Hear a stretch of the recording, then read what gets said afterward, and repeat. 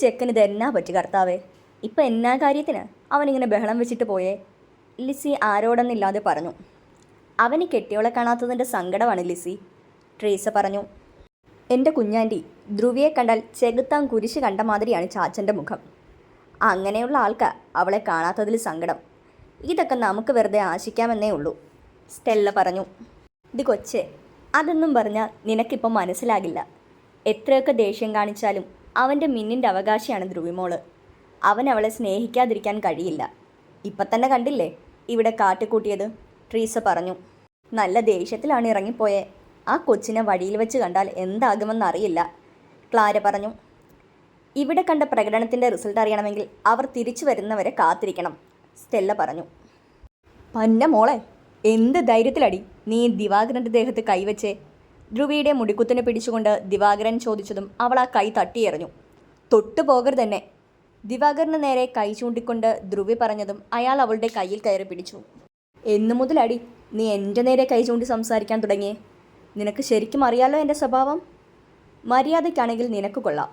ഇന്നൊരു രാത്രി മാത്രം മതി എനിക്ക് നിന്നെ. എന്നോട് സഹകരിച്ചാൽ നിനക്ക് കൊള്ളാം. അതല്ല വെറുതെ എൻ്റെ മുമ്പിൽ കിടന്ന് ബഹളം വെച്ചാൽ നീ ഒരുപാട് വേദനിക്കേണ്ടി വരും. എൻ്റെ മനസ്സിനും ശരീരത്തിനും അവകാശി എൻ്റെ ഇച്ഛായൻ മാത്രമാണ്. ജീവനോടെ തനിക്ക് ധ്രുവിയെ കിട്ടില്ല, ദിവാകരൻ പറഞ്ഞതും ധ്രുവി വീറോടെ അയാളോട് പറഞ്ഞു.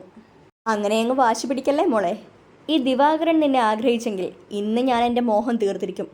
അത് കഴിഞ്ഞ് നീ ജീവിക്കുവോ ചാകുവോ എന്താണെന്ന് വെച്ചാൽ ചെയ്തോ. പറഞ്ഞു തീർന്നതും ധ്രുവി ഒട്ടും പ്രതീക്ഷിക്കാതെ ദിവാകരൻ അവളുടെ ധാവണിയുടെ ഷോൾ വലിച്ചൂരിയെടുത്തിരുന്നു. ധ്രുവി ഒരു നിമിഷം പകച്ചു നിന്നുപോയി. തൻ്റെ ശരീരത്തിൽ അലഞ്ഞു നടക്കുന്ന ദിവാകരൻ്റെ കണ്ണുകൾ കാണെ അവൾ അതുവരെ സംഭരിച്ചു വെച്ച ധൈര്യം ചോർന്നു തുടങ്ങിയിരുന്നു. ധ്രുവി പെട്ടെന്ന് തന്നെ കൈകൾ കൊണ്ട് ബ്ലൗസിന് മുകൾ വശം പൊതിഞ്ഞു പിടിച്ച് തിരിഞ്ഞു നിന്നു. ഞൊടിയിടയിൽ ദിവാകരൻ അവളെ എടുത്തുയർത്തി തോളിലിട്ടിരുന്നു. എന്നെ ഒന്നും ചെയ്യല്ലേ, വെറുതെ വിട്ടേക്കെന്നെ, കരഞ്ഞുകൊണ്ട് പറയുന്നതിനൊപ്പം ദിവാകരൻ്റെ പുറത്ത് അടിച്ചും മാന്തിയും ധ്രുവി തന്നാലാകും വിധം അയാളെ പ്രതിരോധിക്കാൻ നോക്കി. അടങ്ങി കിടക്കടി, കുറച്ചു മുമ്പ് ഇതൊന്നും അല്ലായിരുന്നല്ലോ നിൻ്റെ ധൈര്യം. നീ എന്നെ കുറേ വെല്ലുവിളിച്ചതല്ലേ? അപ്പോൾ ഈ ദിവാകരൻ്റെ ഉശിര് നീ അറിയണം. അയാളുടെ വാക്കുകളിൽ ധ്രുവിയുടെ ഉടൽ ഒന്നാകെ വിറച്ചുപോയിരുന്നു. വള്ളികൾ പടർന്ന് പന്തലിച്ച് കിടക്കുന്ന പുല്ലിന് മുകളിലേക്ക് ദിവാകരൻ ധ്രുവിയെ കൊണ്ട് കിടത്തി. ധ്രുവി എഴുന്നേറ്റ് ഓടാൻ ശ്രമിച്ചതും അയാൾ കൈവീശി അവളുടെ കവിളിൽ ആഞ്ഞടിച്ചു. ധ്രുവി അവിടേക്ക് തന്നെ വീണുപോയി. ദിവാകരൻ ഇട്ടിരുന്ന ഷർട്ട് വലിച്ചെറിഞ്ഞുകൊണ്ട് അവളിലേക്ക് അമർന്നു. ഹിച്ചായ, ധ്രുവി അലറി കരഞ്ഞുപോയി. പേടിച്ചരണ്ട ധ്രുവിയുടെ മുഖത്തേക്ക് ദിവാകരൻ വല്ലാത്തൊരു ഭാവത്തോടെ നോക്കി. നിറഞ്ഞൊഴുകുന്ന ആ കുഞ്ഞു കണ്ണുകൾ പോലും അവനിലെ ആസക്തി ഉണർത്തി. ദിവാകരൻ അവളുടെ കഴുത്തിലേക്ക് മുഖമമർത്താൻ തുടങ്ങിയതും ഇരു കൈകൾ കൊണ്ടും ധ്രുവി അയാളുടെ മുഖം പുറകിലേക്ക് തള്ളിമാറ്റി. ഡാ! ഇടിമുഴക്കം പോലുള്ള ശബ്ദത്തിന് പിന്നാലെ പുറത്തേറ്റ ചവിട്ടിൽ ദിവാകരൻ ധ്രുവിയുടെ ദേഹത്തു നിന്നും താഴേക്ക് തെറിച്ചു വീണ്ടുന്നു. ക്രിസ്റ്റി, ഞെട്ടലോടെ ദിവാകരൻ പറഞ്ഞു. ഇച്ചായ, ധ്രുവി കരഞ്ഞുകൊണ്ട് ക്രിസ്റ്റിയെ വിളിക്കുന്നതിനൊപ്പം അവിടെ നിന്ന് എഴുന്നേറ്റു. ക്രിസ്റ്റി പെട്ടെന്ന് അവളുടെ അടുത്തേക്ക് ചെന്നതും ധ്രുവി മറ്റൊന്നും ആലോചിക്കാതെ അവനെ കെട്ടിപ്പിടിച്ച് പൊട്ടിക്കരഞ്ഞു. ക്രിസ്റ്റിയും ആ നിമിഷം അവളെ ചേർത്തു പിടിച്ചു. പേടികൊണ്ടവളുടെ ശരീരം വിറച്ചു. ഇച്ചായ, എനിക്ക് പേടിയാ, നമുക്ക് പോകാം, പൊട്ടിക്കരഞ്ഞുകൊണ്ട് ധ്രുവി പറയുമ്പോൾ അവനെ പുണർന്ന് അവളുടെ കൈകളുടെ മുറുക്കം കൂടിയിരുന്നു. ഇതാ നോക്കിയേ, ഇച്ചായനില്ലേടാ കുഞ്ഞാ, കരയല്ലേ, ക്രിസ്റ്റി അവളെ തന്നിൽ നിന്നും അകറ്റി നിർത്തിക്കൊണ്ട് പറഞ്ഞു. ധ്രുവിയുടെ വേഷം കണ്ട് ക്രിസ്റ്റി ചുറ്റുമൊന്ന് നോക്കി. ദിവാകരൻ വലിച്ചെറിഞ്ഞ ധാവണി ഷോൾ എടുത്ത് അവൾക്ക് കൊടുത്തു. ധ്രുവി പേടിയോടെ അതും കയ്യിൽ പിടിച്ച് നിൽക്കുന്നത് കണ്ടതും ക്രിസ്റ്റി അത് വാങ്ങി ഞൊറിഞ്ഞുടുത്തു കൊടുത്തു. പോയി വണ്ടിയിലിരുന്നോ, ക്രിസ്റ്റി പറഞ്ഞതും ധ്രുവി അനുസരണയോടെ ജീപ്പിനരികിലേക്ക് പോയി. ക്രിസ്റ്റി ഉടുത്തിരുന്ന മുണ്ടൊന്ന് മടക്കി കുത്തിക്കൊണ്ട് താഴെ വീണുകിടന്ന ദിവാകരനെ വലിച്ചെഴുന്നേൽപ്പിച്ചു. നിന്നോടപ്പൻ മര്യാദയ്ക്ക് പറഞ്ഞതല്ലേ ദിവാകര, ഇനി നീ ധ്രുവിയുടെ പിന്നാലെ വരരുതെന്ന് ക്രിസ്റ്റി അവനോട് ചോദിച്ചു. ഞാൻ അവളെ മോഹിച്ചിട്ടുണ്ടെങ്കിൽ ഏതു വിധേനയും അവളെ ഞാൻ സ്വന്തമാക്കിയിരിക്കും. നീ എത്രയൊക്കെ പൊതിഞ്ഞു പിടിച്ചാലും അവളെ എൻ്റെ കയ്യിൽ തന്നെ കിട്ടും, തൻ്റെ കോളറിലിരുന്ന ക്രിസ്റ്റിയുടെ കൈകൾ തട്ടിമാറ്റിക്കൊണ്ട് ദിവാകരൻ പറഞ്ഞു. അപ്പം മര്യാദയുടെ ഭാഷയിൽ പറഞ്ഞാൽ നിനക്ക് മനസ്സിലാകില്ല അല്ലേടാ? ക്രിസ്റ്റി അതും പറഞ്ഞ് ദിവാകരനെ അടിക്കാനായി കൈയോങ്ങിയതും അവൻ്റെ നീക്കം അറിഞ്ഞപ്പോൾ ദിവാകരൻ ക്രിസ്റ്റിയുടെ കയ്യിൽ പിടുത്തമിട്ടു. ഒന്നുമില്ലെങ്കിൽ നിന്നെക്കാൾ 20 വർഷത്തെ ജീവിത പരിചയം എനിക്ക് കൂടുതലില്ലേടാ ചക്ക. നീയൊക്കെ എനിക്കൊരു തടസ്സമേ അല്ല. നിൻ്റെ അപ്പൻ കുര്യൻ പോലും എൻ്റെ മുന്നിൽ മുട്ടുകുത്തും. പിന്നെയല്ലേ ഇന്നലെ പെയ്ത മഴയിൽ കുരുത്ത നീ. ദിവാകരൻ പുച്ഛത്തോടെ ക്രിസ്റ്റിയോട് പറഞ്ഞു. ക്രിസ്റ്റിയും അതേ പുച്ഛത്തോടെ തന്നെ ദിവാകരനെ നോക്കി നിന്നു. എന്തായാലും നിന്റെ ഒരു യോഗം. വയസ്സ് 30 കിളുന്ത് പെണ്ണിനെ തന്നെ കിട്ടിയില്ലേ? കെട്ട് കഴിഞ്ഞിട്ടും അവളൊട്ടും ഉടഞ്ഞിട്ടില്ലല്ലോടാ. വണ്ടിയിലിരിക്കുന്ന ധ്രുവിയെ നോക്കി താടി ഒഴിഞ്ഞുകൊണ്ട് ദിവാകരൻ പറഞ്ഞു. ഡാ! ക്രിസ്റ്റി ദേഷ്യത്തോടെ ദിവാകരൻ്റെ നെഞ്ചിൽ ആഞ്ഞു ചവിട്ടിയതും അയാൾ പുറകിലേക്ക് മലർന്നു വീണു.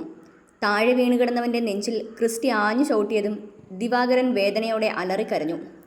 പൊന്ന മോനെ, ഇനി ഒരിക്കൽ കൂടി നിന്റെ കണ്ണെൻ്റെ പെണ്ണിൻ്റെ മേൽ പതിഞ്ഞാൽ ചൂഴ്ന്നെടുക്കും ഞാൻ നിന്റെ വൃത്തികെട്ട കണ്ണ്. ക്രിസ്റ്റി ദേഷ്യത്തോടെ മുരണ്ടു. നീ കുറച്ചു മുന്നേ എന്താ പറഞ്ഞത്? നീ അന്ന് മോഹിച്ചിട്ടുണ്ടെങ്കിൽ എന്ത് വില കൊടുത്തും അത് നേടിയെടുക്കുമെന്നോ? ഈ ക്രിസ്റ്റിക്ക് സ്വന്തമായതൊന്നും മറ്റുള്ളവർക്ക് വിട്ടുകൊടുത്ത ശീലം എനിക്കില്ല. ക്രിസ്റ്റിയുടെ പെണ്ണ് ധ്രുവിത. ഇനി നിനക്കവളെ തൊഴണമെങ്കിൽ ഞങ്ങളുടെ പള്ളി സെമിത്തേരിയിലെ തെക്കേറ്റത്തെ കുടുംബക്കല്ലറയിൽ ഈ ക്രിസ്റ്റിയെ അടക്കം ചെയ്തിരിക്കണം. ദിവാകരനോട് പറയുമ്പോൾ ക്രിസ്റ്റിയുടെ ശബ്ദം വല്ലാതെ കടുത്തിരുന്നു. കുഞ്ഞായിരുന്നപ്പോൾ മുതൽ ഞാൻ ആഗ്രഹിക്കാൻ തുടങ്ങിയത് അവളെ. നീയെന്നല്ല, ആർക്കും അവളെ എന്നിൽ നിന്നും മറച്ചു പിടിക്കാൻ കഴിയില്ല. ദിവാകരൻ വീണ്ടും ക്രിസ്റ്റിയോട് പറഞ്ഞു. നിനക്കെത്ര പറഞ്ഞാലും മനസ്സിലാകില്ല അല്ലേടാ? ദേഷ്യത്തിൽ ദിവാകരൻ്റെ മൂക്കിന് നേരെ 4-5 തവണ ക്രിസ്റ്റി പഞ്ച് ചെയ്തു. ദിവാകരൻ്റെ കൈ രണ്ടും പിടിച്ച് പുറകിലേക്ക് തിരിച്ചൊടിച്ച്, ഈ കൈ കൊണ്ടല്ലേടാ നീ എൻ്റെ പെണ്ണിനെ തൊട്ടത്? ഇനി ഒരിക്കൽ കൂടി നീ അതിന് ശ്രമിച്ചാൽ പിന്നെ നിനക്ക് ഈ കൈ രണ്ടും ഉണ്ടാകില്ല. ഒടിച്ചും തൂങ്ങിയ അയാളുടെ കൈ ഒന്നുകൂടി പിടിച്ച് തിരിച്ചുകൊണ്ട് ക്രിസ്റ്റി വീണ്ടും ദിവാകരൻ്റെ മൂക്കിൽ പഞ്ച് ചെയ്തു. ക്രിസ്റ്റി വീണ്ടും ദിവാകരൻ്റെ കൈ തിരിച്ചൊടിക്കാൻ ഒരുങ്ങിയതും ധ്രുവി ഓടിവന്ന് അവൻ്റെ കയ്യിൽ കയറി പിടിച്ചു. വേണ്ടിച്ചായ, അയാളെ വിട്ടേക്ക്. ഇനി എന്തെങ്കിലും ചെയ്താൽ അയാൾ ചത്തുപോകും, ധ്രുവി ക്രിസ്റ്റിയോട് പറഞ്ഞു. മാറി നിൽക്കടി. ഇവന് വേണ്ടി എൻ്റെ അടുത്ത് സംസാരിക്കാൻ ഇവൻ നിൻ്റെ ആരാടി? ക്രിസ്റ്റി ദേഷ്യത്തോടെ അവളോട് ചോദിച്ചു. എനിക്കയാളെ പേടിയാ. ഇച്ചായന് അയാൾ എന്തെങ്കിലും ചെയ്യുമെന്ന് കരുതിയാ ഞാൻ. ധ്രുവി പറഞ്ഞു തീരുന്നതിന് മുൻപ് ക്രിസ്റ്റി അവളെ പിടിച്ചു വലിച്ച് തൻ്റെ നെഞ്ചോരം ചേർത്തിരുന്നു. ഒരിക്കൽ കൂടി ഞാൻ പറയുക ദിവാകര, ധ്രുവിത ലക്ഷ്മി ഇപ്പോൾ ധ്രുവിത ക്രിസ്റ്റിയാണ്. ഇനി എൻ്റെ പെണ്ണിൻ്റെ മേൽ നിൻ്റെ കണ്ണ് പതിഞ്ഞാൽ 6 അടി മണ്ണ് വെട്ടി നിന്നെ ജീവനോടെ ഞാൻ അതിലിട്ട് മൂടും. ദിവാകരനോട് പറഞ്ഞുകൊണ്ട് ക്രിസ്റ്റി ധ്രുവിയുമായി വീട്ടിലേക്ക് മടങ്ങി. സഡൻ ബ്രേക്ക് ഇട്ട് ഒരിരമ്പലോടെ ക്രിസ്റ്റിയുടെ ജീപ്പ് പാലമറ്റത്തിൽ വന്ന് നിന്നു. പള്ളിയിൽ പോയവരെല്ലാം തിരികെ എത്തിയിരുന്നു. എല്ലാവരും വണ്ടിയുടെ സൗണ്ട് കേട്ട് വീടിന് പുറത്തേക്കിറങ്ങി. വലിഞ്ഞു മുറുകിയ മുഖത്തോടെ ജീപ്പിൽ നിന്നും പുറത്തേക്കിറങ്ങിയ ക്രിസ്റ്റിയെ എല്ലാവരും നോക്കി നിന്നു. ഇറങ്ങടി ഇങ്ങോട്ട്. കോ ഡ്രൈവിംഗ് സീറ്റിലിരുന്ന ധ്രുവിയെ നോക്കി ക്രിസ്റ്റി അലറി. പേടിയോടെ പുറത്തേക്കിറങ്ങിയ ധ്രുവിയെ നോക്കിയതും എല്ലാവരും ഒരു നിമിഷം തരിച്ചു നിന്നുപോയി. ധ്രുവിയുടെ മുടിയൊക്കെ പാറിപ്പറന്ന് കവിളിൽ അടികൊണ്ട പാടും തെളിഞ്ഞു കിടപ്പുണ്ട്. കരഞ്ഞ് കവിൾത്തടമൊക്കെ വീങ്ങിയിട്ടുമുണ്ട്. ആരെയും നോക്കാതെ തലയും കുനിച്ചു നിൽക്കുന്ന ധ്രുവിയെ വലിച്ചുകൊണ്ട് ക്രിസ്റ്റി വീടിനുള്ളിലേക്ക് കയറി. ക്രിസ്റ്റി! കുര്യച്ചൻ ദേഷ്യത്തിൽ അവനെ വിളിച്ചു. എന്താ? ക്രിസ്റ്റിയും ദേഷ്യത്തിൽ തന്നെ ചോദിച്ചു. നീ എന്തിനാടാ കൊച്ചിനെ തല്ലിയേ? നിനക്കെന്താ ഭ്രാന്താണോ? ആ കൊച്ചിൻ്റെ കോലം കണ്ടില്ലേ? ട്രീസ ദേഷ്യത്തോടെ ചോദിച്ചു. അതെ, എനിക്ക് ഭ്രാന്താ. വെറുതെ എന്നെ ദേഷ്യം പിടിപ്പിച്ചാലുണ്ടല്ലോ. ഡീ, നിന്നെ ഞാനാണോടി തല്ലിയേ? ക്രിസ്റ്റി ചോദിച്ചതും ധ്രുവി ഒന്നും മിണ്ടാതെ താഴേക്ക് നോക്കി നിന്ന് കരയുവാണ്. നിന്നോട് ചോദിച്ചത് കേട്ടില്ലെടുക്കില്ലേ? ഞാനാണോ നിന്നെ തല്ലിയതെന്ന്? അല്ല. ദേഷ്യത്തോടെയുള്ള ക്രിസ്റ്റിയുടെ ചോദ്യത്തിന് പതിഞ്ഞ ശബ്ദത്തിൽ ധ്രുവി മറുപടി പറഞ്ഞു. ക്രിസ്റ്റി എല്ലാവരോടും നടന്ന കാര്യങ്ങൾ പറഞ്ഞു. അവൻ്റെ കാല് രണ്ടും തല്ലി ഓടിക്കണം. എല്ലാം കേട്ടതും ലിസി ദേഷ്യത്തിൽ പറഞ്ഞു. ഇനി ആരും തല്ലാനും കൊല്ലാനും ഒന്നും നിൽക്കണ്ട. അവനുള്ളത് ഞാൻ കൊടുത്തിട്ടുണ്ട്. ഇനി എൻ്റെ സമ്മതമില്ലാതെ ഈ വീടിൻ്റെ പടി ഇറങ്ങിയ നിൻ്റെ മുട്ടുകാലി ഞാൻ തല്ലി ഒടിക്കും. ധ്രുവിയോട് പറഞ്ഞുകൊണ്ട് ക്രിസ്റ്റി മുൻപോട്ട് നടന്ന് തിരിഞ്ഞു നോക്കി.